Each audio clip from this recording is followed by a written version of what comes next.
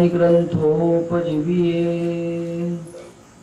विशेषी लोकीये दृष्टा दृष्ट विजये होवावे जी। कल के दिन हमने देखा श्री संत ज्ञानेश्वर महाराज उस परमात्मा से वरदान मांग रहे हैं कि हे भगवान, ये जितना भी दुनिया का वर्ग है, जितने जीवात्मा हैं, उनमें उस ग्रंथ की पहचान करा दो।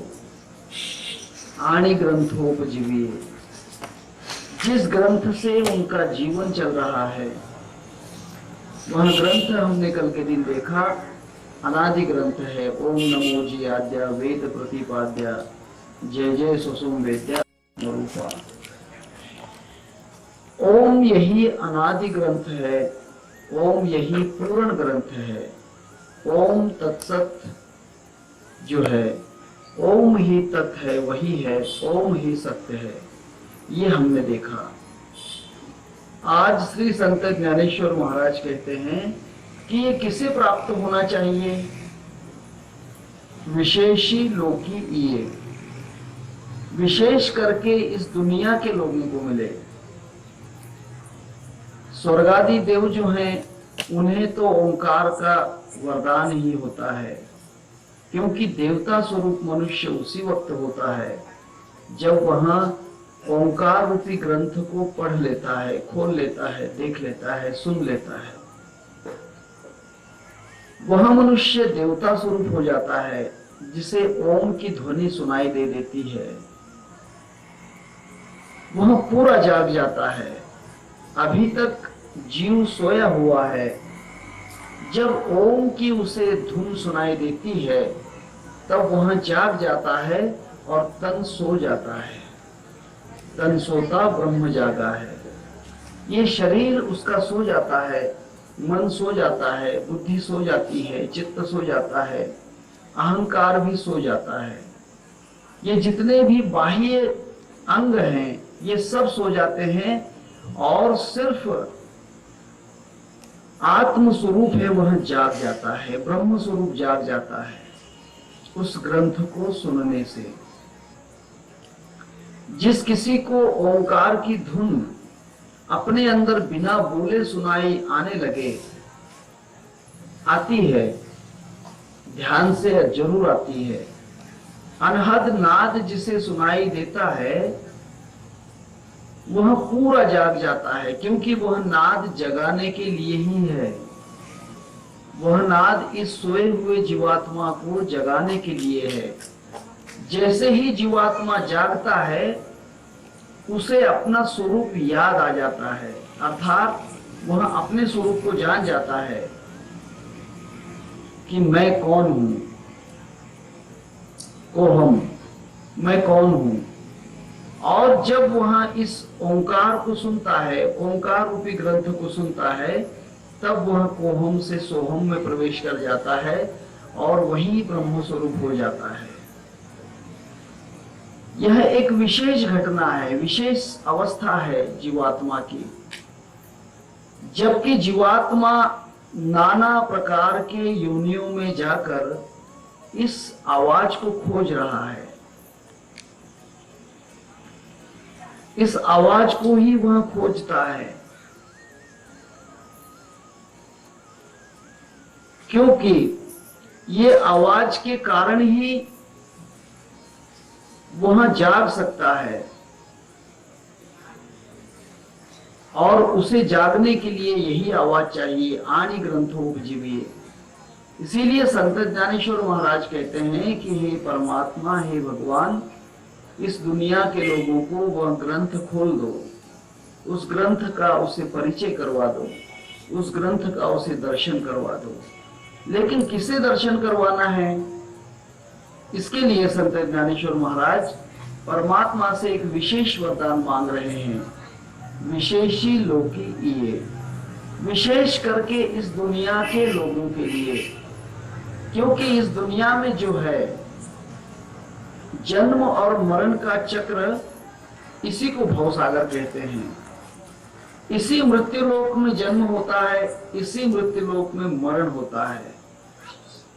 मृत्यु का सामना यही करना पड़ता है, बार बार जन्म भी यही लेना पड़ता है। सब इस जन्म मरण के आत्यंतिक दुख से, आत्यंतिक दुख का मतलब सब दुखों का दुख, जिसमें सभी दुख सम्मिलित हो जाते हैं, भूख प्यास आदि आदि जितने भी दुख हैं संसार के, वे सब दुख इसी दुख में हैं। इसीलिए तो संत तुकाराम महाराज कहते हैं, जन्माचे ते मूल पाहिले शोधुनी, दुखासी कारण जन्म घ्यावा। दुख के लिए ही मनुष्य का जन्म होता है, दुख के कारण दुख भोगने के लिए ही हमारा बार बार जन्म होता है। और जब हमें दुखों से सुख में प्रवेश मिल जाता है, हम जब सुख में चले जाते हैं, तब दुख विलीन होता है। और उस दुख को दूर करने के लिए हमें जो साधना करना है वह ये है कि उस ग्रंथ को हम देखें, वो ग्रंथ हमारे अंदर प्रकट हो, उस ग्रंथ को हम सुने। इसीलिए संत ज्ञानेश्वर महाराज कहते हैं कि विशेषी लोकी ये। इस दुनिया के लोगों को क्यों सुनाना चाहते हैं संत ज्ञानेश्वर महाराज, ये ग्रंथ क्यों बतलाना चाहते हैं, क्यों दिखाना चाहते हैं, क्यों पढ़ाना चाहते हैं? क्योंकि संसार जो है एक भूल भुलैया है। ये संसार में हर जीवात्मा अपने आप को भूल जाता है। यहां पर खुद को याद नहीं किया जाता, यहां पर खुद की याद नहीं रहती। जैसे ही वह इस भवसागर में आएगा, उसे अपनी याद नहीं रहती, और अपनी याद उसे उसी वक्त आती है जब वह इस ग्रंथ को देख लेता है, विशेष करके देखता है। अन्यथा वह ग्रंथ को नहीं जाने तो यूं ही मरना पड़ता है, बार बार जन्म में आना और बार बार जन्म से चले जाना पड़ता है। विशेषी लोकीय, क्या कारण है कि हम भूलते जा रहे हैं? क्या कारण है?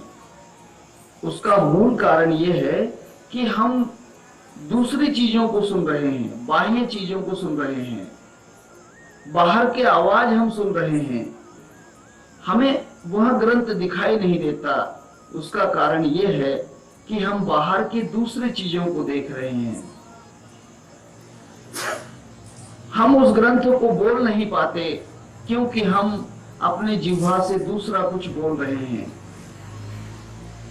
हमसे वह ग्रंथ नहीं बोलता क्योंकि हम दूसरे हमसे बोल रहे हैं। और यही द्वैत का घर है, द्वैत का घर है। इस द्वैत के घर में यही कारण है, लोग अपना रास्ता भूल रहे हैं। वे सोचते हैं कि भगवान को प्राप्त करने का जो साधन है सब चीजों का त्याग कर देना, नहीं। कुछ सोचते हैं कि संसार में सुख से रहना, नहीं। न त्यागना है न भोगना है। रहना कैसे है, यही जान, यही पहचान और इसी बात की अनुभूति, अनुभव आने के लिए मनुष्य को हजारों वर्ष चले जाते हैं। एक छोटा सा दृष्टांत कहता हूं। दो साधु थे। दो साधु, एक साधु कहता है कि संसार की जितनी भी संपत्ति है उसे प्राप्त कर लेना चाहिए, अर्थात दुनिया की सब चीज प्राप्त कर लेना चाहिए, भगवान मिल सकता है। एक साधु कहता है कि नहीं, सब चीजों का त्याग करना चाहिए, तभी हम सुखी हो सकते हैं। एक साधु कहता है कि हमें सब प्राप्त करना चाहिए, तब हम सुखी होंगे। एक कहता है कि हम सब चीजों का त्याग करेंगे तो सुखी होंगे। अर्थात एक संसारी जीव है और दूसरा त्यागी जीव है। बात ये हुई कि जो संसारी जीव था वह पैसा संभालता था, धन संभाल के रखता था, और दूसरा जो वैरागी साधु था, वैरागी जीव था, वह कहता कि नहीं, धन नहीं होना चाहिए पास में, संपत्ति नहीं होना चाहिए, क्योंकि इससे बंधन निर्माण होते हैं। एक दिन का समय ऐसा आया, दोनों साधु एक जगह पर आए, उन्हें कहीं नदी के उस पार जाना था, नदी को पार करना था। नदी पार करने के लिए उनके पास नाव नहीं थी, पानी गहरा था और शाम का समय होने लगा। उसने एक नाव चलाने वाले को बुलाया और कहा कि भाई हमको नदी के उस पार छोड़ दो। साधु ने कहा कि देखो मैं आपको छोड़ूंगा उस पार। साधु से कहा, वो नाव चलाने वाले ने, पतवार ने कहा कि मैं आपको उस तरफ छोड़ूंगा, लेकिन मुझे 10 रुपए लगेंगे। अगर 10 रुपए दोगे तो मैं छोड़ता हूं। इसने कहा कि भाई तुम्हारे पास कुछ पैसे हैं? उसने कहा नहीं, मैं तो पैसे रखता ही नहीं हूं। उसने कहा तो सुखी कैसे होंगे, उस पार जाना है। उसने कहा कि मैं ये नहीं, मेरे पास धन दौलत नहीं रहती, मैं सब त्याग चुका हूं, मैं वैरागी सन्यासी हूं। तब दूसरे साधु ने कहा कि भाई मैं जो हूं, मैं संसारी साधु हूं। असोनी संसारी जिह्वे वेगु करी, वेद शास्त्रो भारी बाह्य सदा। तब उस साधु ने अपने पास से 10 रुपए दिए। किसे? उस नाव चलाने वाले को 10 रुपए दिए, और दोनों साधु नाव में बैठकर उस पार पहुंच गए। अब उस पार दोनों साधुओं का विवाद हुआ। एक साधु कहता है कि देख, मैंने पैसे का लोभ किया, मैंने धन अपने पास रखा, इसीलिए हम लोग सुखी हुए कि नदी के इस पार पहुंच सके, हम लोग नदी को पार कर सके। दूसरा साधु कहता है कि नहीं नहीं, तुमने धन को संभाल कर सुख नहीं पाया, तुमने अपना धन छोड़ दिया, अर्थात 10 रुपए छोड़ दिए। अगर तुम खीसे में 10 रुपए रखते तो उस पार जाने का सुख नहीं मिलता। तुमने अपने 10 रुपए छोड़ दिए, इसलिए तुम सुखी हुए। और ये साधु कहता है कि मेरे पास 10 रुपए थे, इसलिए हम सुखी हुए। तो आप विचार करो कि किसका सत्य है? क्या जिसने 10 रुपए रखे थे उसके कारण वे उस पार जाने में सुखी हुए, या उसने 10 रुपए छोड़ दिए, अर्थात नाविक को दे दिए, अपने पास 10 रुपए नहीं रखे, 10 रुपयों का त्याग कर दिया, इसलिए वे सुखी हुए? सोचो। नहीं समझ में आएगा, समझ में नहीं आएगा। कहने का तात्पर्य यह है कि संसार की हर चीज का आप इस्तेमाल करो, लेकिन समय पर उसको त्यागते जाओ। ऐसा नहीं कि समय पर हम कोई चीज का इस्तेमाल नहीं करेंगे, ना पत्नी होगी, ना घर होगा, ना संसार होगा, ना बच्चे होंगे, ना घर होगा, ना खेती होगी, ना संपत्ति होगी, वो सुखी नहीं हो सकता। संसारी जीव हर चीज को अपने पास रखता है, पत्नी है, बच्चे हैं, घर है, दार है, संसार है, खेती है, नौकरी है, धंधा है, सब चीजों को अपने पास रखता है, परंतु समय पर उसको त्यागता है, समय पर उसे छोड़कर अलग हो जाता है, तब वह सुखी हो जाता है और वह दूसरों को भी सुखी कर सकता है।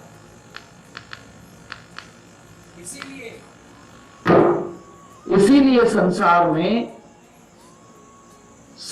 में जो भी है, संसार से नफरत नहीं, संसार के कोई भी चीज से नफरत नहीं करना है। ये पूर्ण संसार आपका ही बनाया हुआ है। अपनी ही बनाई हुई चीज को आप अगर त्यागते हैं, नफरत करते हैं, उसका वैर करते हैं, उससे वैराग लेते हैं, तब आप फंस रहे हैं, आप फंस रहे हैं। संसार आपका ही निर्माण है, अर्थात आपका जो आत्मा है उसी ने इस संसार को निर्माण किया। इसीलिए संसार से डरना नहीं है। संत ज्ञानेश्वर महाराज यही कह रहे हैं, विशेषी लोकी ये, जो ये संसारी लोग हैं उनके लिए वह ग्रंथ खोल दो। क्योंकि इन संसारियों को ऐसा लगता है कि जो सन्यासी है, जिसने दाढ़ी जटा बढ़ाई है, भगवे कपड़े पहन लिए हैं, भस्म लगा दी है, घर का त्याग कर दिया है, सब कुछ छोड़कर जंगल में बैठ गया है अकेला, कहीं उसको भगवान मिल जाएगा, मुझे कहां से मिलेगा। आप भी यही सोचते होंगे कि हमें ध्यान कहां से लगेगा, हम उसका साक्षात्कार कहां से करेंगे। ये आपकी भूल है, ये सबसे बड़ी गलती है, सबसे बड़ी भूल है। संसार आपके लिए बंधन नहीं, संसार आपके लिए बंधन नहीं है। आपने संसार को अपने अंदर धारण करके रखा है, आप संसार को थोड़ी देर भी नहीं छोड़ना चाहते। अब जरूरत है तो 10 रुपए खर्च कर दो, अपने पास जो 10 रुपए हैं वो दे दो, अर्थात वो 10 रुपयों का त्याग कर दो।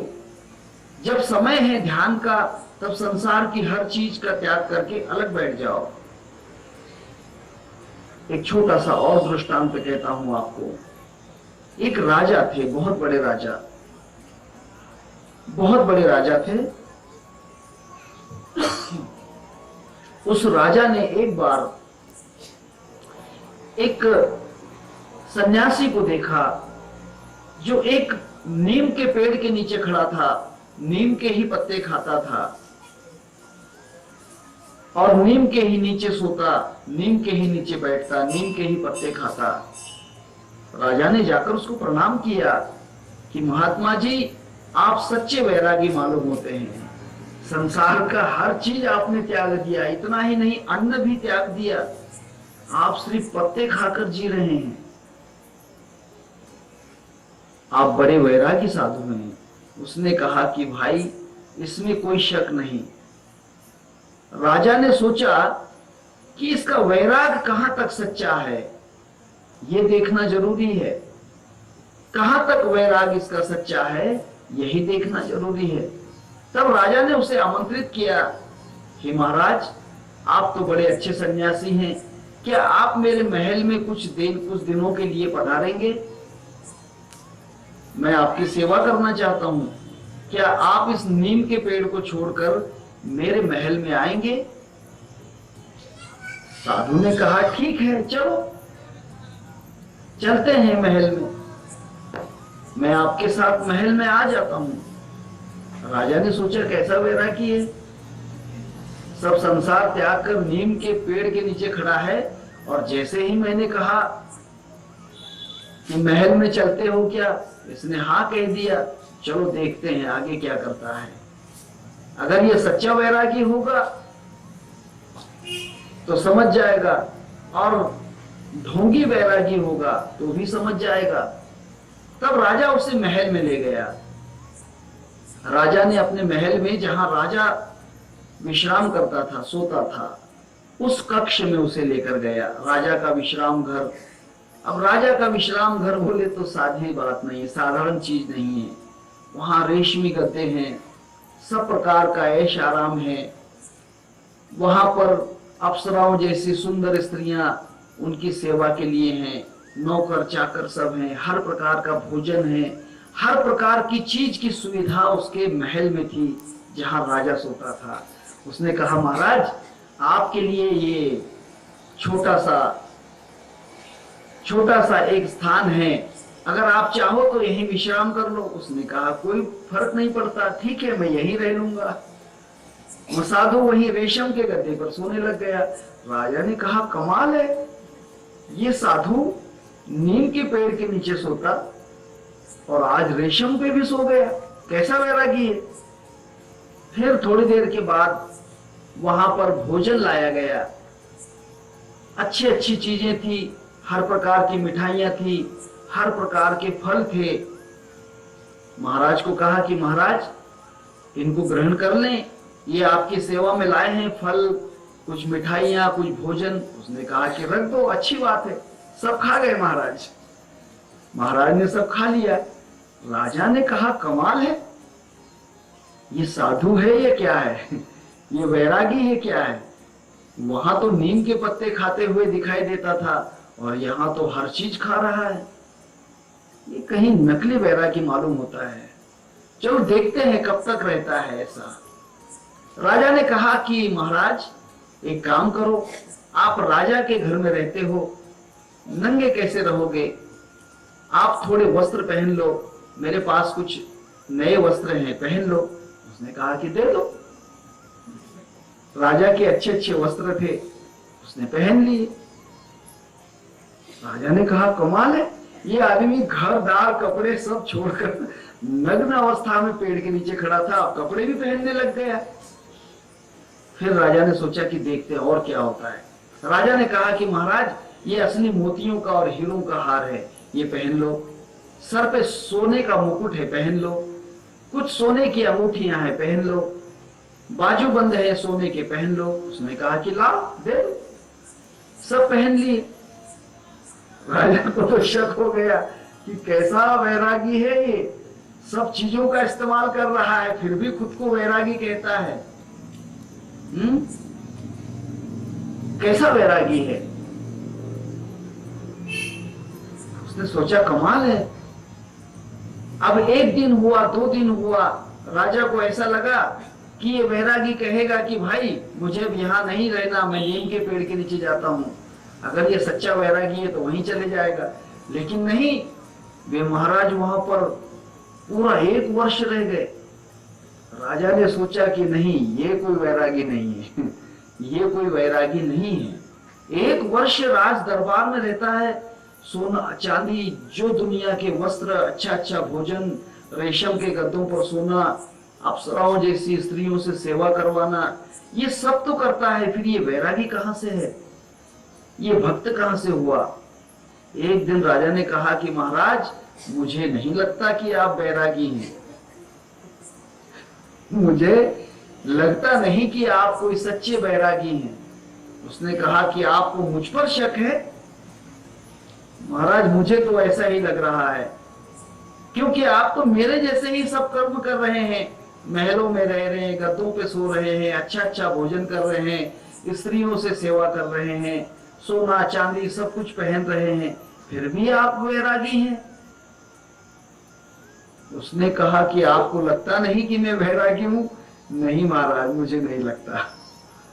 महाराज ने कहा कि ठीक है, तुम्हें मेरा वैराग देखना है ना, मुझे वैराग देखना है ना मेरा, तो चलो मेरे साथ। उसने कहा कि चलो चलो। राजा उनके साथ गया। राजा ने फिर वो कपड़े, जो साधु था उसने राजा के वस्त्र, दागिने वगैरह सब उतार दिए, गहने उतार दिए और चला। उसने कहा कि राजा मेरे साथ साथ चलना होगा, आपको वैराग देखना है तो। उसने कहा कि ठीक है। बहुत दूर तक गए चलते चलते। उसने कहा कि यहाँ वैराग दिखेगा, वहां दिखेगा, यहाँ तो कहीं दिख नहीं रहा।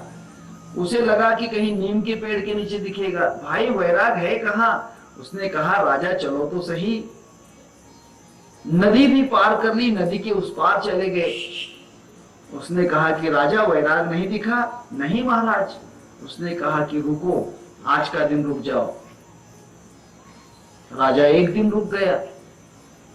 एक दिन राजा रुक गया। उसने कहा कि वैराग कहाँ दिखा। उसने कहा कि 1 हफ्ता भर रुक जाओ। 1 हफ्ता भर रुक गया, फिर भी नहीं दिखा। फिर कहा कि महीना भर रुक जाओ। राजा महीना भर रुक गया। फिर राजा महाराज से कहने लगा कि महाराज ये झंझट वाले काम नहीं होना, मुझे मेरा महल है उसे देखना है, मेरी प्रजा को देखना है, सेना को देखना है, मेरी रानी जो है 1.5-2 महीने से मैं उससे मिला नहीं हूं, उससे मिलना है, मुझे घर का पूरा व्यवहार देखना है। उसने कहा क्यों, वैराग नहीं देखना है। उसने कहा कि ये वैराग तुम ही देखो, वैराग है कहाँ। उसने कहा राजा मैं आपके साथ 1 वर्ष भर महल में रहा, लेकिन मुझे महल याद नहीं आया, वो सोना याद नहीं आया, वो बिस्तर याद नहीं आया, वो नए वस्त्र याद नहीं आए। और आप मेरे साथ इतने दिनों से जंगल में हैं, मैं देख रहा हूं कि आप रोज अपने महल को याद कर रहे हैं, अपने रानी को याद कर रहे हैं, अपने संपत्ति को याद कर रहे हैं। यही वैरागी में और संसारी में फर्क है। संसारी अपने मन से संसार को अलग नहीं करता, वैरागी अपने मन में संसार को नहीं लाता। वैरागी भले संसार में रहता हो परंतु संसार उसमें नहीं रहता। राजा भले वैराग दिखाता हो परंतु वह संसार में रहता है, उसमें संसार रहता है। संसारी वो है जो जंगल में रहकर भी अपने घर की याद करे। पंढरपुर बहुत से लोग जाते हैं, यात्रा में जाते हैं, काशी, हरिद्वार, मथुरा, वृंदावन, कुंभ मेला, लेकिन घर को नहीं भूलते। इस कारण उन्हें देवता के दर्शन नहीं होते, भगवान का दर्शन नहीं होता, क्योंकि वे वहां पर भी अपना संसार ही लेकर बैठे हैं। चित्त में चित्त खाली नहीं करते, चित्त की जो अंदर बैठी हुई मैल है उसको नहीं हटाते। और साधु उस महल में रहकर भी उस महल को अपने चित्त में नहीं आने दिया। अच्छे भोजन करने के बाद भी उस भोजन को अपने चित्त में नहीं रहने दिया। उसने सब प्रकार के भोग भोगे परंतु उनको चित्त में स्थिर नहीं किया, उनको अलग ही करता गया। बस यही है परमार्थ, और क्या चीज है। आप संसार आराम से कीजिए परंतु चित्त में संसार का चिंतन मत करना। संसार में सब चीज करो। भगवान कृष्ण की 16,108 नारियां थी, फिर भी भगवान किसी का चिंतन नहीं करते थे। आपको पता है भगवान किसका चिंतन करते थे? भगवान राधा का चिंतन करते थे, क्योंकि राधा उनका चिंतन करती थी। राधा कृष्ण का चिंतन करती थी, इसीलिए कृष्ण राधा का चिंतन करते थे। इसका अर्थ यह हुआ कि जब आप वो जान जाओगे, आनी ग्रंथोपजीविये, ओम तो आपका चिंतन कर रहा है परंतु आप ओम का चिंतन नहीं कर रहे हो।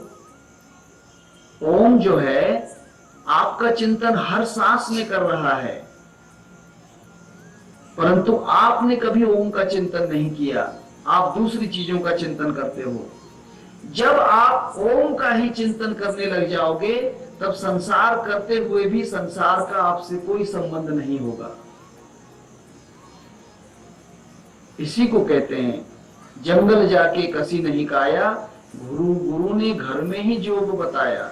घर में ही जोग है, घर में ही, संसार में ही योग वैराग है। अगर कोई करना सीख ले तो कुछ नहीं बिगड़ता। संसार के कोई कर्म से, संसार के व्यवहार से कुछ नहीं बिगड़ता। सिर्फ उसका चिंतन के समय वहां नहीं आना चाहिए। चिंतन के समय हमारा चिंतन ही होना चाहिए, तब आप सच्चे वैरागी हैं। और चिंतन के समय अगर आपके दिमाग में, आपके विचारों में, आपके चित्त में अगर संसार आ रहा है तो समझ लेना कि आपने भगवे वस्त्र पहनकर भी, भस्म लगाकर भी, जंगल में रहकर भी, दाढ़ी जटा बढ़ाकर भी संसार ही कर लिया। आप संसारी ही हो, बाहर से वैरागी हो लेकिन अंदर से तो संसारी हो। सच्चा वैरागी वो है जो दिखने में संसारी है परंतु अंदर से वैरागी है। भगवे रंगने से कोई साधु नहीं बनता, दाढ़ी जटा से कोई साधु नहीं बनता, नग्न फिरने से कोई साधु नहीं बनता, उपवास करने से कोई साधु नहीं बनता, तीर्थ में नहाने से कोई साधु नहीं बनता, मंदिरों में जाने से कोई साधु नहीं बनता। साधु वह बनता है जो अपने अंदर से संसार को निकाल दे, संसार की याद को निकाल दे। एक जगह कहा है बड़ा अच्छा, दिल रंगा नहीं हरि रंग में, क्या मजा तेरे रंगने में, क्या मजा तेरे रंगने में। दिल रंगा नहीं हरि रंग में, क्या मजा तेरे रंगने में, क्या मजा तेरे रंगने में। अगर हमारा दिल उस परमात्मा में लीन नहीं है, उसमें अगर घुला हुआ नहीं है तो फिर दिन भर भी चिंतन करने से कोई फायदा नहीं। अगर आपका चिंतन भगवान में घुलकर है तो फिर संसार के सब कर्म करके भी आपको कोई बंधन नहीं, बिल्कुल आसान है। इसीलिए तो राजा जनक की 27 पत्नियां थी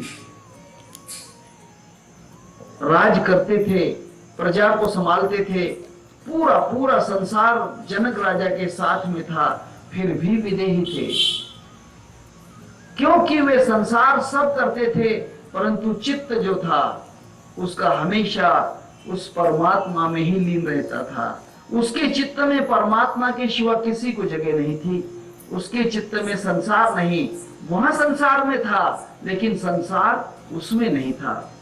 जैसे वो साधु महल में रहा लेकिन महल उसमें नहीं रहा, राजा जंगल में गया लेकिन महल में ही रहा, महल उसके अंदर था। वो साधु के साथ महीना 2 महीना साधु के साथ जंगल में रहा, लेकिन साथ में अपने चित्त में महल लेकर गया। साधु महल में गया लेकिन अपने चित्त में वैराग्य ही लेकर गया। बस यही है। इसीलिए संत ज्ञानेश्वर महाराज कहते हैं विशेषी लोकी ये, विशेष करके जो संसार के लोग हैं, जो संसारी जीव हैं, उनके लिए वह ग्रंथ खोल दो। कल के प्रवचन में बहुत विशेष वरदान है, दृष्टा दृष्ट विजय हो आवे जी। दृष्ट जो है वह जो मिल जाए, दिख जाए, जो अदृश्य है। दृष्टा दृष्ट अर्थ ये है कि जो अदृश्य है, दिखाई नहीं देता, वो दिख जाए। विजय हो आवे जी, उस पे विजय प्राप्त हो। जो हमें कभी दिखाई नहीं दिया वो हमें दिखने लग जाए। यही वरदान कल के दिन हम उसका देखेंगे विचार कि किस प्रकार से दिखाई देता है और दिखने से क्या उसका फायदा होता है, ये हम देखेंगे। विशेष लोकी ये, विशेष जो है, संसार का मतलब चित्त होता है। संसार का मतलब ये मकान, बिल्डिंग, चांद, सूरज, ये कुछ भी नहीं। संसार तो चित्त है, चित्त को ही संसार कहा गया है। आप कुश्ती कभी देखे होंगे या खेले होंगे, महिलाओं की बात नहीं, पुरुषों की बात है। कुश्ती खेले होंगे, जो हार गया उससे क्या होता है, वो क्या होता है? जो हार जाता है वो क्या होता है? चित्त होता है। जो हारा हुआ है वो चित्त हो जाता है कुश्ती में। जो जीतता है वो चित्त नहीं होता। अर्थात जो चित्त हो गया वो हार गया। मेरी बात समझ में नहीं आई?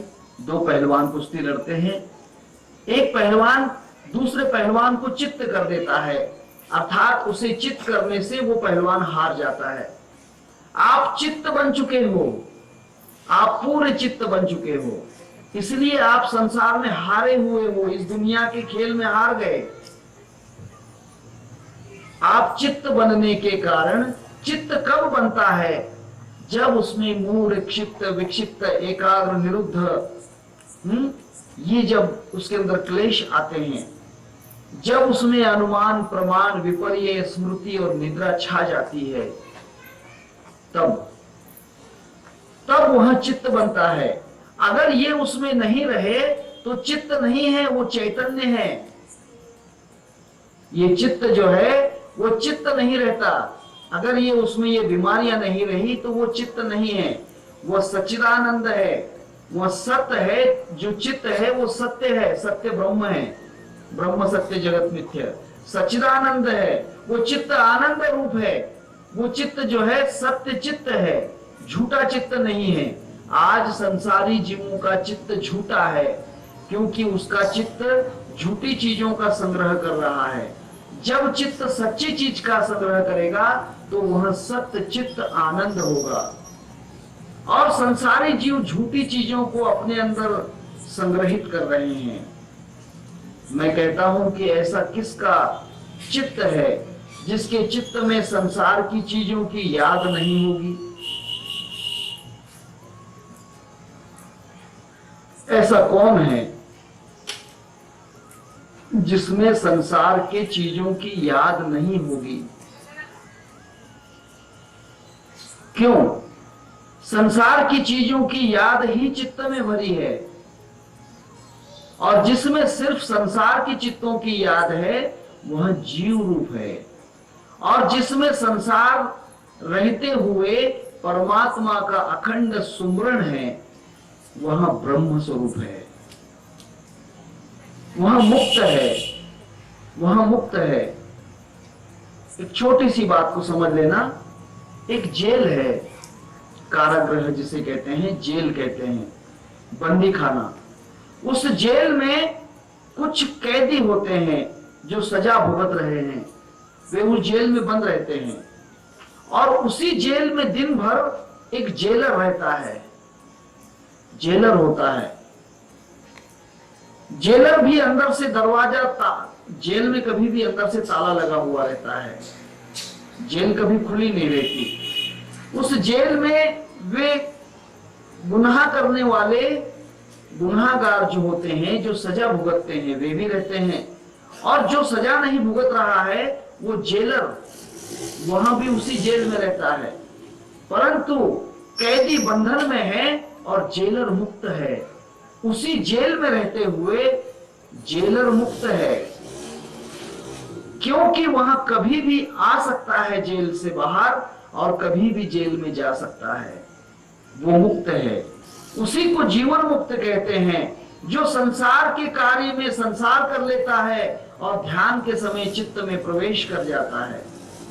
ध्यान के समय जो चित्त में पूरा उतर जाता है, और संसार के समय, इस व्यवहार के समय संसार का व्यवहार करता है, परंतु ध्यान के समय पूरा चित्त में उतर जाता है। सामान्य जीव चित्त में नहीं उतरना जानता, उसे चित्त में उतरना नहीं आता। जो चित्त है उसमें वहां उतर नहीं पाता, क्योंकि वहां गुनाहगार हो जाता है। गुनाहगार जेल में प्रवेश करने की नहीं सोचता, वो सोचता है कि ये बंधन है। इसीलिए कुछ लोग सोचते हैं कि ध्यान करना बड़ी कठिन बात है, डर लगता है, ध्यान करना ठीक नहीं, कौन ध्यान की झंझट में पड़े, क्योंकि वो चित्त में उतरने से डरता है। डरते हैं लोग, ध्यान के लिए डरते हैं। मैंने देखा है बहुत से लोग हैं जो ध्यान में उतरने के लिए डरते हैं, परंतु जो ध्यान में चित्त में उतरते हैं उनको काल नहीं खाता, वे मुक्त होते हैं। जो आज ध्यान में चित्त में उतरने से डर रहे हैं, कल उन्हें यम के साथ जाना पड़ेगा, बार बार जन्म मृत्यु में आना पड़ेगा। परंतु जो चित्त में उतरने से नहीं डरते, वे मुक्त हो जाते हैं, उनके ऊपर कोई बंधन नहीं। इसीलिए संत ज्ञानेश्वर महाराज कहते हैं, विशेषी लोकीय, जिन्होंने संसार के अंदर अपना चित्त लगा के रखा है, चित्त में पूरा संसार संग्रहित करके रखा है, हे भगवान उनके लिए वो ग्रंथ खोल दो, उनके लिए वो रास्ता खोल दो। कल के प्रवचन में बड़ा विशेष होगा, दृष्टा दृष्ट विजय हुआ वे जी। उनके लिए जो दिखाई नहीं देता था वो दिखा दो।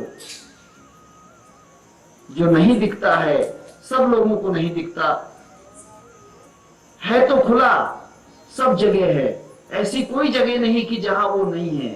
पार ब्रह्म परमात्मा सब नूरों में नूर, कोई जगह खाली नहीं, सभी जगह भरपूर, परंतु दिखाई नहीं देता। इसीलिए संत ज्ञानेश्वर कहते हैं कि हे भगवान उनको वहां दिखा दो। दृष्ट अदृष्ट विजयी हो आवे जी। दृष्टा दृष्ट का मतलब जो अदृष्ट है, जो दिखाई नहीं देता, इनविजिबल है, उसको विजिबल कर दो, वहां दिखा दो।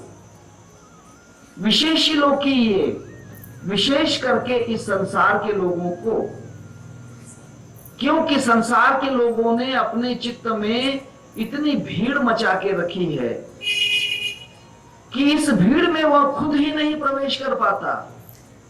इस चित्त रूपी घर में इतनी भीड़ है, इस दुनिया के लोगों ने इतनी भीड़ करके रखी है चित्त में कि वह खुद भी उसमें प्रवेश नहीं कर पाता। एक छोटा सा दृष्टांत कहता हूं।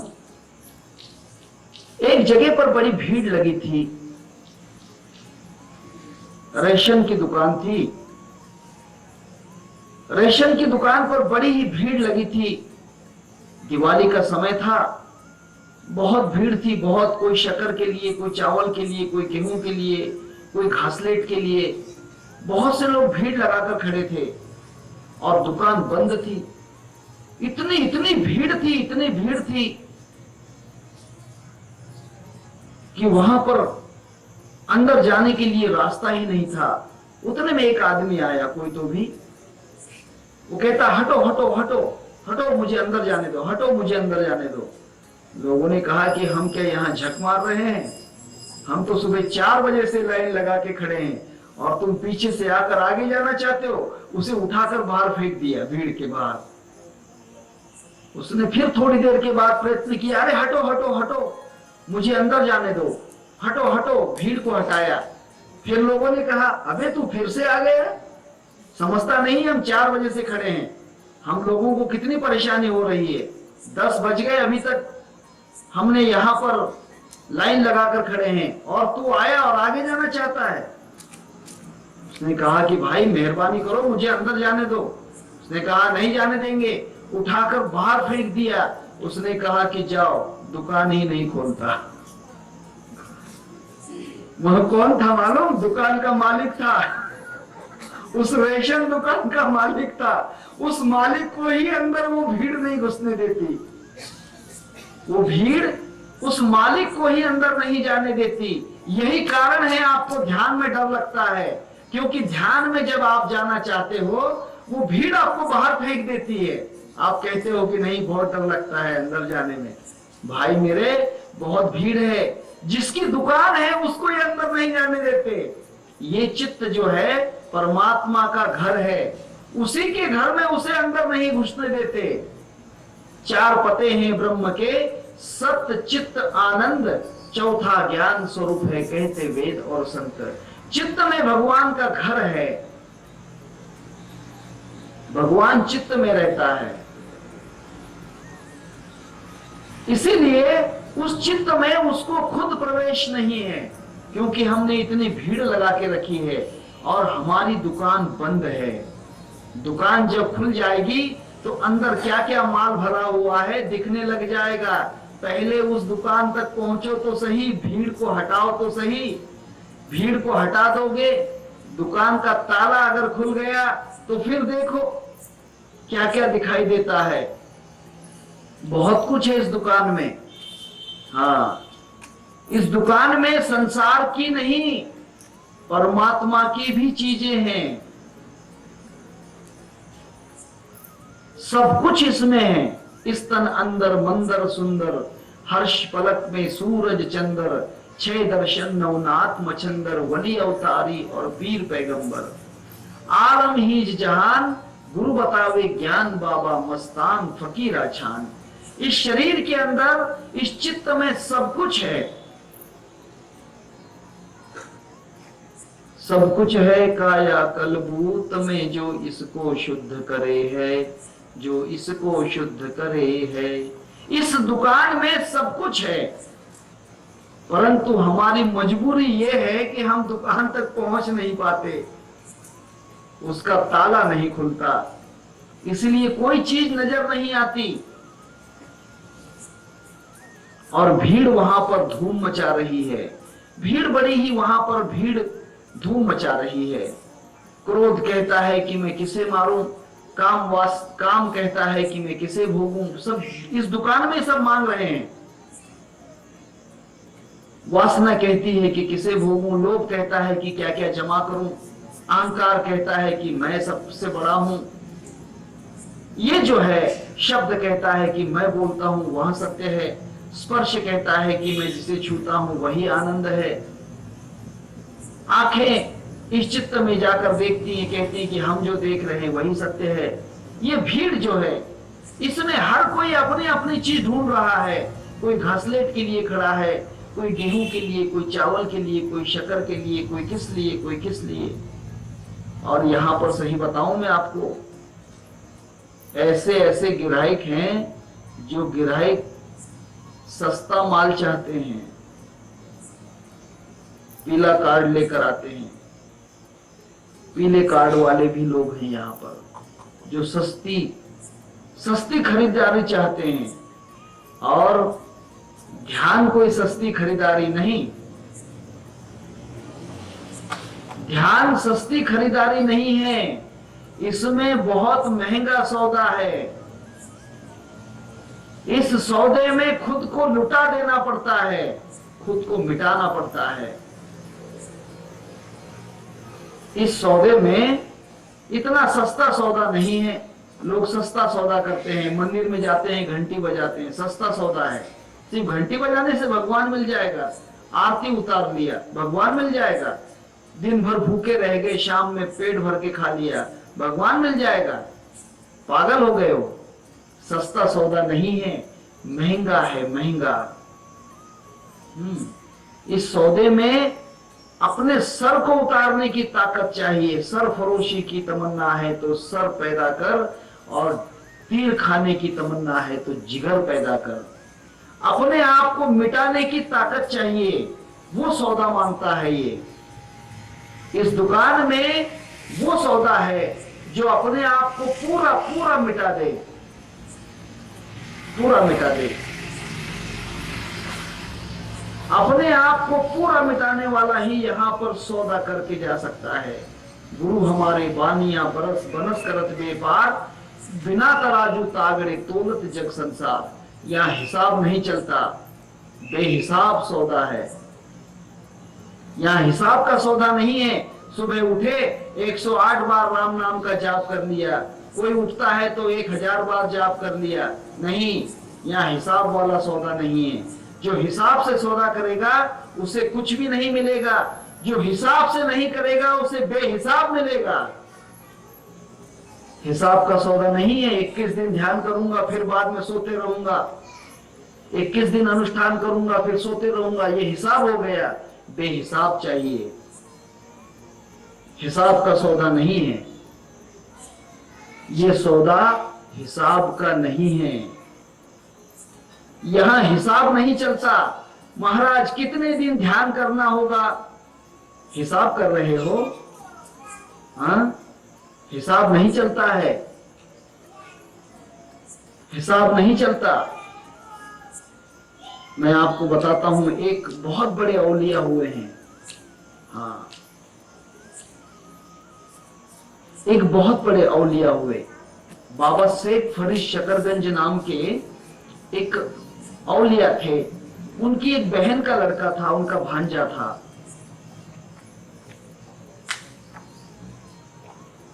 उनका भांजा था। उसके भांजे ने, बहुत दुबला था बेचारा, बहुत दुबला था। बहन ने सोचा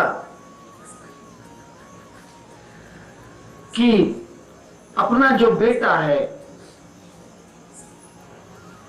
इस बेटे को उनके मामा के यहां पहुंचा दूं, क्योंकि मामा के यहां लंगर लुटता था। रोज हजारों लोग भोजन करके जाते थे, हजारों लोगों को फ्री में खाना मिलता था। बहन ने सोचा कि भाई के यहां पर जाएगा मेरा बेटा और खा पी कर थोड़ी तबीयत सुधर जाएगी।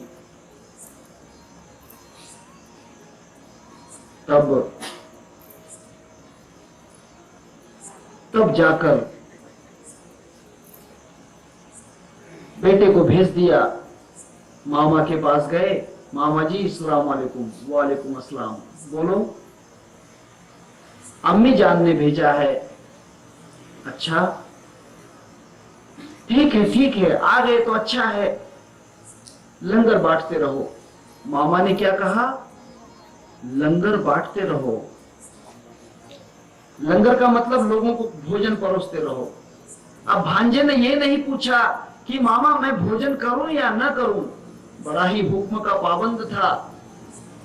मैं उसका नाम कहता हूं, पंजाब में उसकी दरगाह शरीफ है। कलियर नाम का एक गांव है और उसका नाम है साबिर पिया कलियर। पंजाब में उसकी दरगाह है। शेख फरीद शकरगंज बाबा के भांजे थे।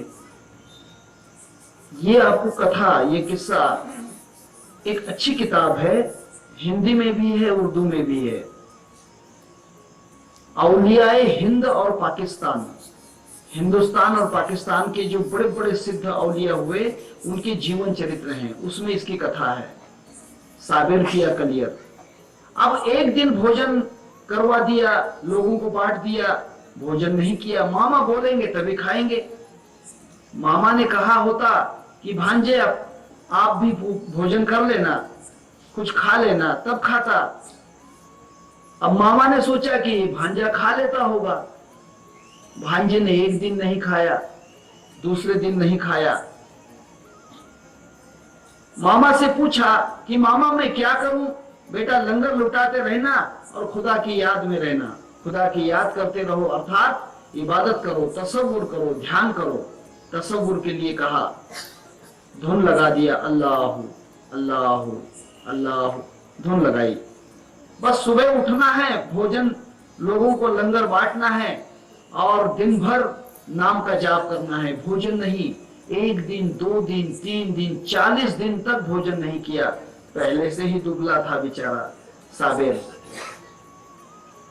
तब 40 दिन के बाद उस जाप के कारण उसके अंदर एक शक्ति निर्माण हो गई, जिसे कुरान मजीद में रिजालुल गैब कहते हैं। रिजालुल गैब नाम की एक शक्ति है, हिंदू धर्म में भी है। कुछ लोग ऐसे होते हैं जो बिना भोजन से हजारों वर्ष जिंदा हैं, हजारों वर्ष।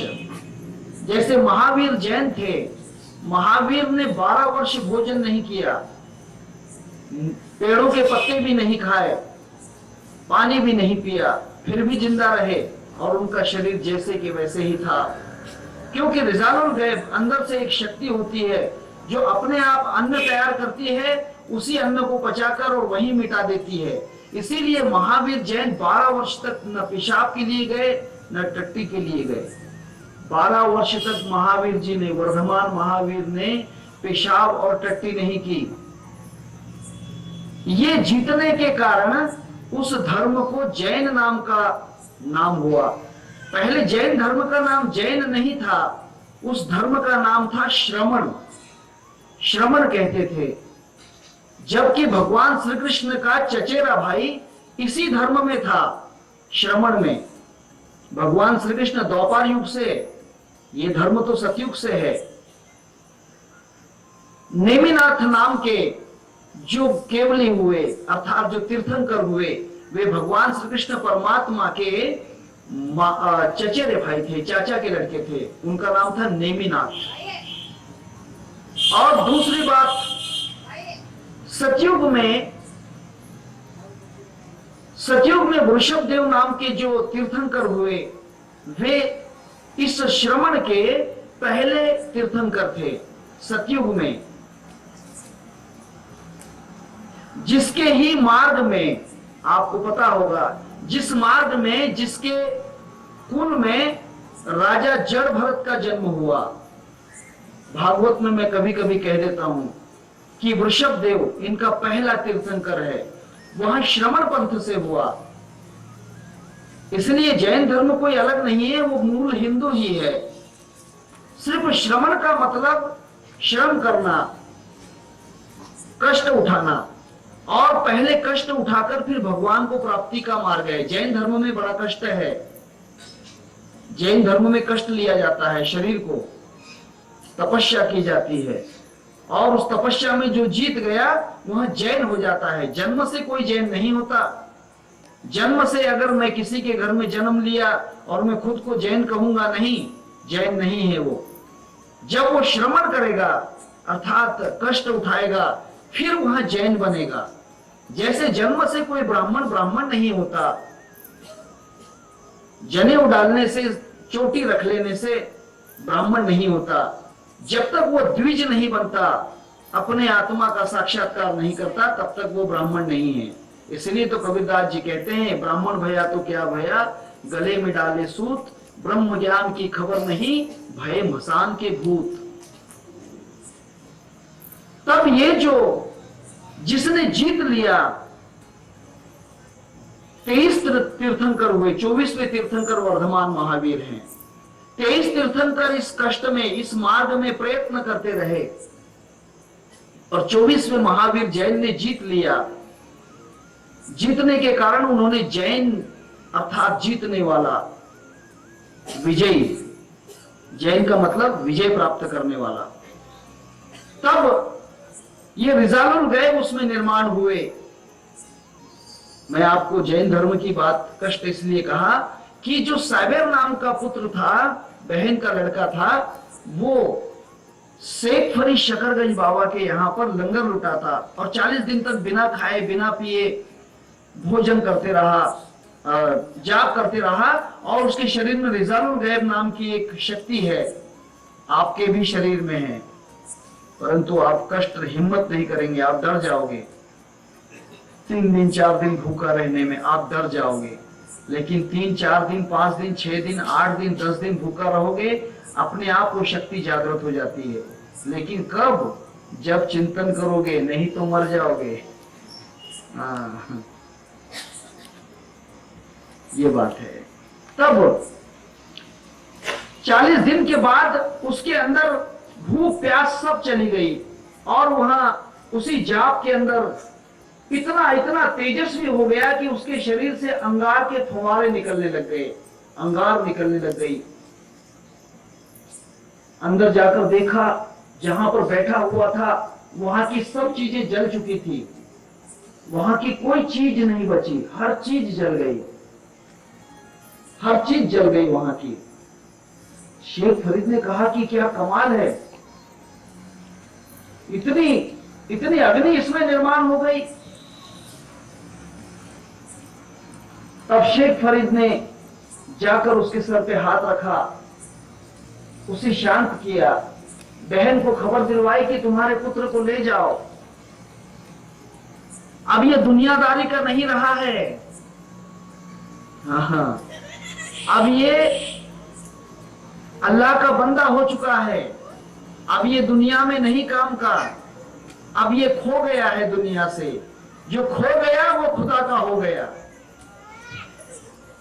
बिना खोना खुदा को पाना नामुमकिन, बिना खोना और खुदा को पाना हाँ मुश्किल है। पहले खोना होगा तब पाना होगा, ये बात है। पहले खोओगे तब पाओगे। इसने कहा कि तुम्हारा